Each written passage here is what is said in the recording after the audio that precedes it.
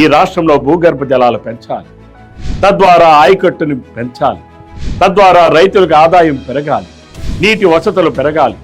అందులో ఆలోచనలో భాగంగానే నీరు చెట్టు పథకాన్ని తీసుకొస్తే ఆ నీరు చెట్టు పథకం ద్వారా ఈ ఆమదాల వలస నియోజకవర్గంలో ఉన్నటువంటి ప్రతి చెరువుని పునరుద్ధరించాం, భూగర్భ జలాలు పెంచే కార్యక్రమాన్ని చేశాం, నీటి నిల్వలను పెంచే సామర్థ్యాన్ని పెంచాం, ప్రతి ఒక్క కాలువను బాగు చేశాం, నీటి సంరక్షణ చర్యలు చేపట్టాం, ప్రతి ఒక్క ఎకరాకి నీరు భూగర్భ జలాలు పెంచాం. కాబట్టి ఈరోజు ఆమదాల వలస నియోజకవర్గంలో ఆనాడు చేసినటువంటి కార్యక్రమాల వలన ఈనాడు ప్రజలకి త్రాగునీరు సౌకర్యం, సాగునీరు సౌకర్యాలు. కానీ ఈరోజు గడిచిన 5 సంవత్సరాల కాలంలో జగన్మోహన్ రెడ్డి ఒక్క చెరువైనా నిర్మించాడా? ఒక్క చెరువును బాగు చేశారా?